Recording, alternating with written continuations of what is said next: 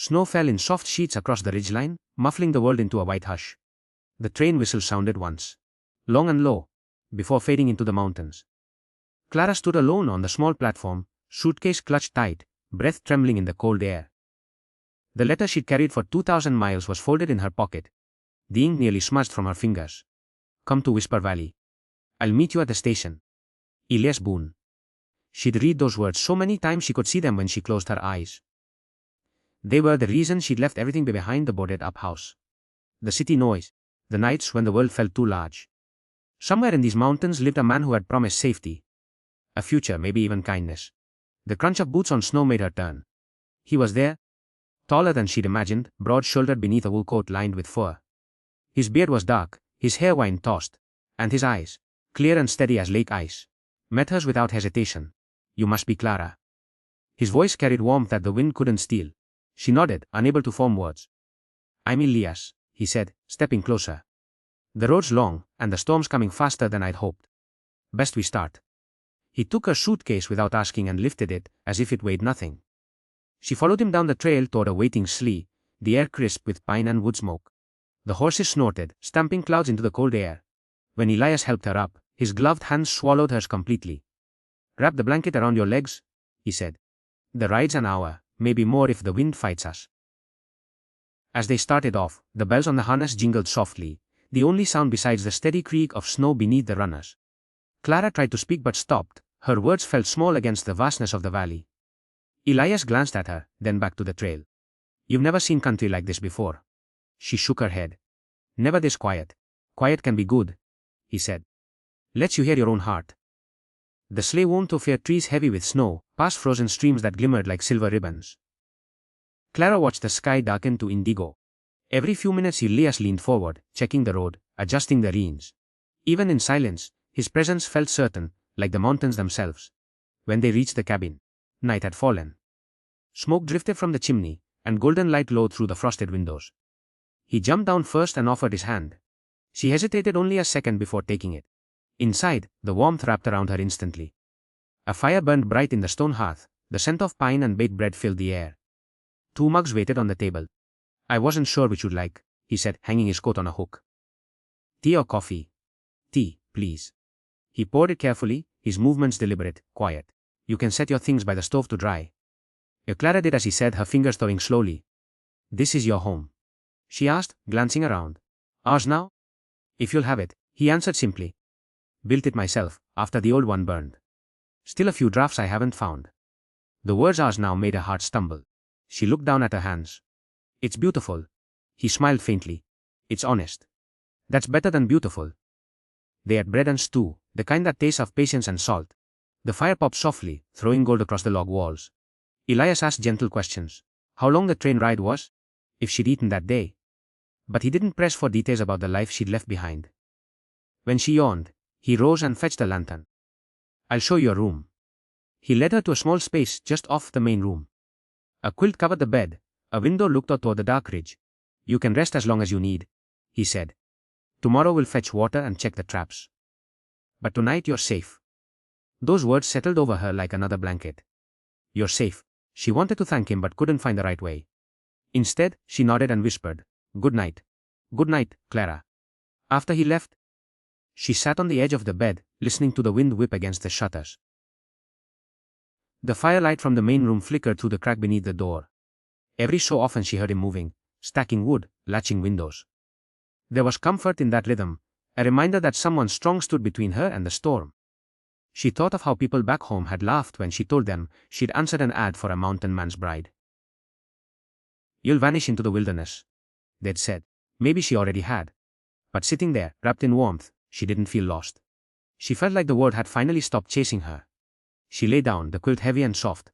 Outside, the wind howled, but inside the cabin it sounded distant, as though the mountains themselves stood guard. Her last thought before sleep was of the letter. His handwriting steady and sure. I'll protect you through every storm. When she woke before dawn, the fire still glowed low in the hearth. Elias was already up, stoking the coals. He turned when she stepped out, his breath fogging in the chill. Morning, he said. Hope you're not too tired. We've got a long day ahead. She smiled, shy but certain. I'm ready. He studied her for a moment, then nodded. Good, the valley can be rough, but it rewards courage. She didn't realize until later that he'd said we not you. Outside, snow glittered under the first light. The storm had passed, leaving everything washed clean and new. She followed him out onto the porch, the cold biting but bright. The air smelled of pine and something she hadn't felt in years. Possibility. The morning light stretched through the pines in long silver lines. Elias hitched the sled and loaded a small barrel and 2 buckets while Clara wrapped herself in a wool shawl. She still moved carefully, as though uncertain what belonged to her here. Ever draw water from a creek before? He asked. She shook her head. Only from a pump. Then you'll see the clear kind today. He handed her one of the buckets and started down the narrow trail. The air smelled sharp and alive. Every breath seemed to bite and bless at once. The path wound through furs heavy with snow, opening onto a stream that ran beneath a skin of ice. Elias knelt, broke the crust, and dipped his bucket. Keep it steady, and don't lean too far, he said. Cold'll take you faster than you can shout for help. Clara crouched beside him, copying his movements. The water burned her fingers, but she managed to fill the bucket. When she stood, he gave a small nod of approval. Good. You learn quick. I try. That's all any of us can do. They started back up the slope, snow squeaking under their boots. Elias carried both full buckets as if they were empty. Clara watched the easy strength in his shoulders, the way he balanced effort and care. Something about it steadied her heartbeat. Back at the cabin, steam curled from the kettle as the water warmed. Elias set out tools for the day. An axe, a saw, a small tin of nails. I'll be cutting wood along the ridge. You can help with kindling if you like. Keep close to the house. I will. He paused. You don't have to ask permission to move around. This place is yours, same as mine. The words startled her. No one had ever said such a thing so simply. She nodded, unsure how to answer, and he left with the axe over his shoulder. When the door shut, silence filled the room again. Different from loneliness, more like space to breathe. She tidied the table, folded the quilts, and opened the small trunk she'd brought. Inside lay a few worn books, a hairbrush, a framed daguerreotype of her parents. She set the picture on the mantel, then lit the lamp beside it. Outside, the rhythmic thud of the axe marked the hours. Each swing seemed to echo a promised work, warmth, and tomorrow. By midday clouds gathered over the ridge. Elias returned, arms full of split logs. Storm's turning, he said. Nothing bad, just quick. He stacked the wood by the door. Smells like snow again. Clara laughed softly. I didn't know snow had a smell. Out here, everything talks if you listen. He tapped the side of his nose. Even the wind. That evening they shared supper by the fire. The wind rose outside, rattling the shutters. Elias added another log. It'll pass by morning, he said. Storms come fast this high up. Clara gazed into the flames. I used to be afraid of thunder when I was little. My mother would tell me it was angels moving furniture. Elias smiled. Then we're hearing a lot of redecorating tonight. She laughed, the sound brighter than she expected. When she met his eyes, something unspoken passed between them. Recognition, perhaps, or relief. He looked away first, reaching for his cup. After the thaw, he said, I'll show you the valley floor. The elk come down to graze then. Looks like the whole earth waking up. I'd like that. When the storm struck, it came hard and sudden. The wind howled through the trees, snow hammering against the roof. Elias moved quickly, securing the door latch and checking the chimney draft. Clara helped him push her chest against the rattling shutters. The cabin groaned but held firm. First real mountain blow you've seen? He asked. She nodded, trying to smile though her heart raced. It sounds alive. It is, he said. Don't fight the sound. It's just the world breathing. Yours passed. The storm thrashed outside while the fire threw shifting light across the room. At one point the wind shoved so hard the door trembled. Clara gasped, but Elias was already there, bracing it with his shoulder. It's fine, he said calmly. She just wants to be heard. When the worst had passed, he stayed by the door a while longer, listening. Then he turned back to her. You did well. Some folks hide under blankets their first winter up here. I thought about it. She admitted. But you didn't. No. She managed a small smile. Maybe I'm learning. He chuckled softly. Maybe you are. They sat together by the hearth until the flames settled into embers. Outside, the snow eased to a whisper. Clara felt the tension drift out of her shoulders. Elias poured 2 mugs of tea, handed her one, and raised his in quiet salute. To the first storm weathered. She lifted her cup. To the first. The next morning the world glittered under new snow. The cabin roof lay under a thick white cap, and icicles hung like glass knives from the eaves. Elias opened the door, and sunlight spilled in so bright it hurt their eyes. Come see, he said. Clara stepped out carefully. Every branch, every rock shimmered. The air was cold enough to steal her breath. Yet she couldn't stop smiling. It's beautiful, Elias nodded. Worth the noise, isn't it? They worked side by side clearing the path. He taught her how to shovel snow in steady rhythm, not rush, not strain. When they finished, he pointed toward the horizon. That ridge there catches the sunrise first.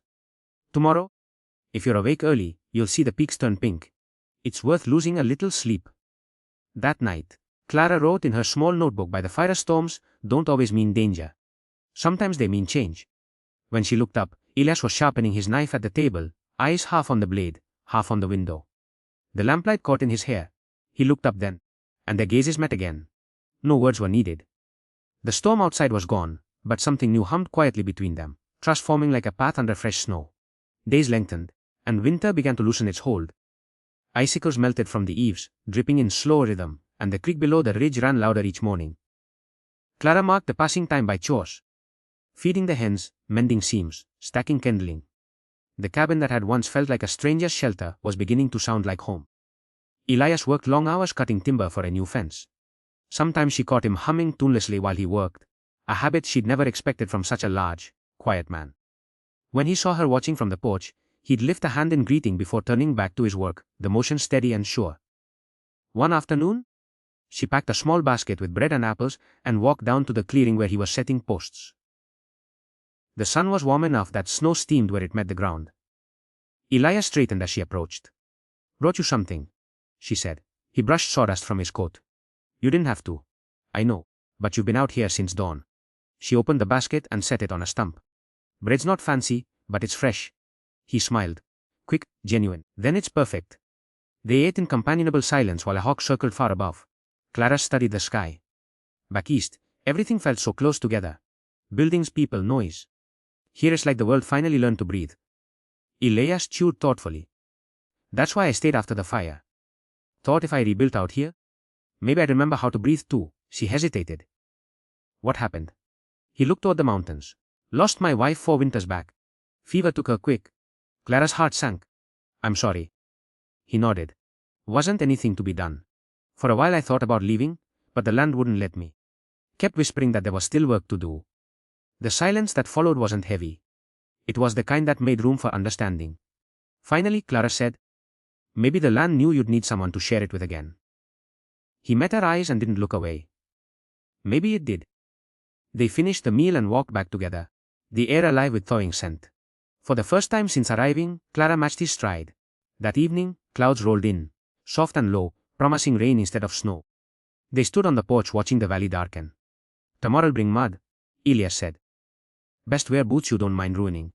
"I've already ruined everything I brought," she replied with a grin. He laughed quietly, and she realized how rare that sound was. When the rain came, it came in sheets. The roof thrummed like a drum. Elias spread an oilcloth under the window where a leak had formed and muttered, "Always one board that won't behave." Clara knelt beside him, pressing a cloth into the gap. Their shoulders brushed. He froze a moment, then shifted slightly to give her room. "You're quick," he said. "You taught me." The leak slowed, then stopped. They both exhaled at once. He said, "Storms can be mended if you work together." She smiled. "Maybe that's true of people too." He glanced at her, and the warmth in his eyes said more than words. When night settled, they shared a pot of stew, listening to rain slide down the chimney. Elias leaned back in his chair. "You ever miss the city?" "Sometimes the sound of it," she admitted. "Not the rest. Noise kept me from thinking. Out here, I hear everything. Even what I'm afraid of." "What are you afraid of?" She looked into the fire. "That I won't be enough. That I came here pretending to be braver than I am." Elias nodded slowly. "Bravery isn't never being scared. It's doing what needs doing while you are." The words settled deep. For the first time, Clara believed them. Spring crept in quietly. Green pushed through the snowmelt, and the first wildflowers scattered across the hills. Elias hitched the wagon one morning and said, "We'll go to town. Supplies won't fetch themselves." The road wound down through pines, across the river where ice still floated in chunks. Clara watched mountains recede in the distance, amazed how quickly the wilderness had begun to feel like safety. The town was small. A general store, a smithy, a handful of houses. People nodded politely as they passed, but curiosity followed them. Elias seemed used to it. He tipped his hat, bought floor nails, lamp oil. When Clara lingered by a shelf of fabric, he said quietly, "Pick one." She touched a bolt of blue calico. "It's too fine. It's for you." he said. That makes it right. She traced the pattern, tiny white flowers on sky-colored cloth, and smiled. Thank you. On the way home the sun dipped behind clouds, and rain threatened again. Elias urged the horses faster. They reached the cabin just as thunder grumbled over the peaks. He unharnessed the team while she hurried to get the door open. By the time he came inside soaked through, she had a towel ready. You'll freeze, she scolded. He laughed softly, taking the towel. You sound like you've been here years already. Maybe I have, she said, half teasing, half true. They built up the fire, and the storm crashed outside. But inside, warmth filled every corner. When lightning flashed through the window, Clara flinched, then caught herself. Elias noticed. It's only light, he said. Doesn't hurt unless you invite it in. She nodded, breathing steady. I know, I just forget sometimes. Then I'll remind you.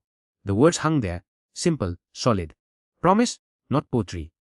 Later, when the storm eased, they stood in the doorway.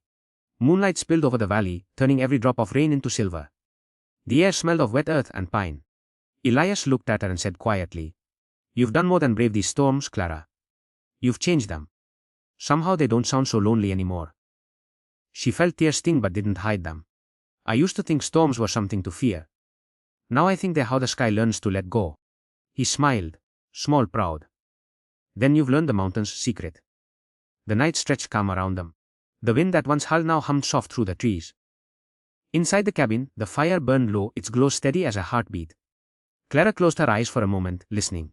Not to silence, but to peace. The rare kind born only after surviving together. Somewhere deep inside, she knew this was what the letter had meant all along, not rescue, but partnership. Not escape, but belonging. Elias set his broad hand gently over hers on the railing. Whatever comes next, he said, we'll meet it side by side. Clara looked toward the dark horizon where dawn would rise again, and whispered, through every storm. The mountains answered with a quiet breeze, carrying the scent of rain and cedar, as if to promise that they would keep watch.